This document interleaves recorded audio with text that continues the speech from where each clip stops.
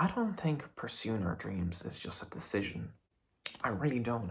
I actually think that it is our duties, or is our duty, to pursue our dreams, no matter what.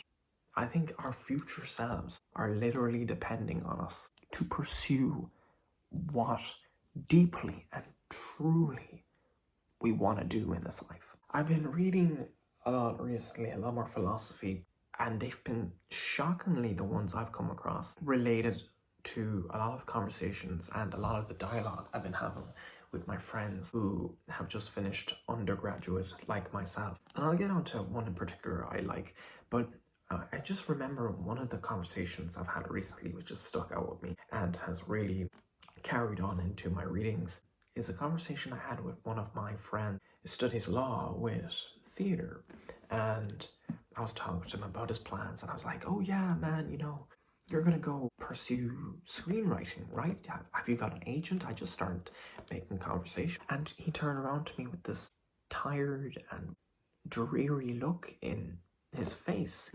He was like, nah, I think I'm just gonna play it safe at the moment. And I was like, wait, who are you? Play it safe? This is your dream you've been talking about for basically since I met you. There's no optimism, there was no excitement about the future when he was talking to me about this. So one of my readings from Epictetus in the thinking of Stoicism in philosophy was talking about the concept of the archer. Epictetus talks about how you are an archer and that your job, just like an archer, is to aim with all of your skill. But once that arrow leaves the bow, the result is not fully in your control. That the comparison is made with life, that life is like archery, and that your dream is the target. You can train and you practice and you take aim.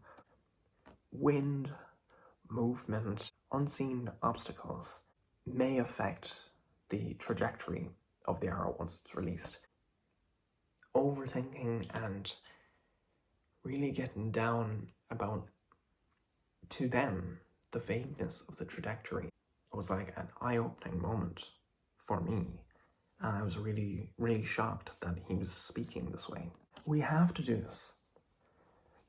So too often there are cases and stories of, I'm sure there's people in life who say, I could have done this, I could have been that Olympic athlete, I could have been that first astronaut to, I don't know, go to space.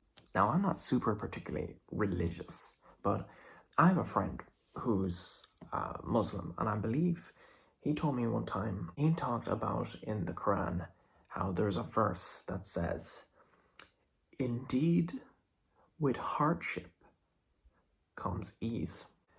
What this verse is basically saying, right there in the struggle, strength is born to pursue it, and that you don't get your comfort, you don't get it after it. You don't go through all the hard stuff to then pursue the dream and then it all clicks into place.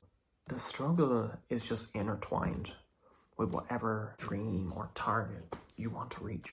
And I know it can be hard.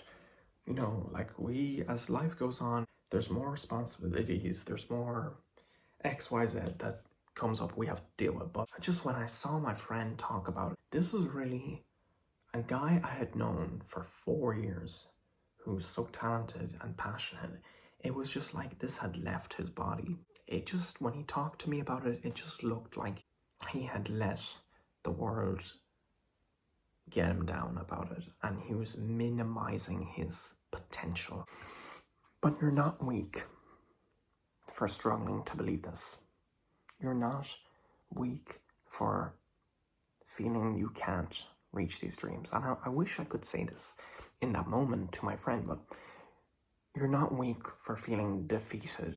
And any success story that I've realized over my life that we get told about either at school or through pop culture or through just society as a whole, any of those success stories usually It was put in them for a reason. And they went after it. And I don't know. Something cleared a path for them. Whether it was God, whether it was the universe, something cleared a path for them because it was meant to be. So if there's a closing message I can leave with you guys, is that you are not done. So take a deep breath and please keep going. Because we have to.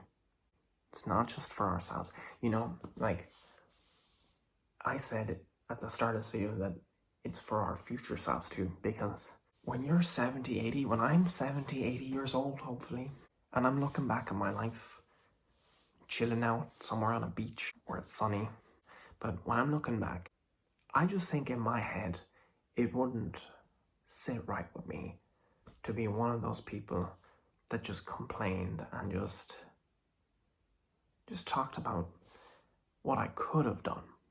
I don't want to be that. I don't want to be that guy. And I don't think you want to be that guy or gal. So please, please keep pushing. So that's all I wanted to say. Please keep pushing. Because you don't really know how thankful you're gonna be if this thing works out. And if it doesn't, at least you tried.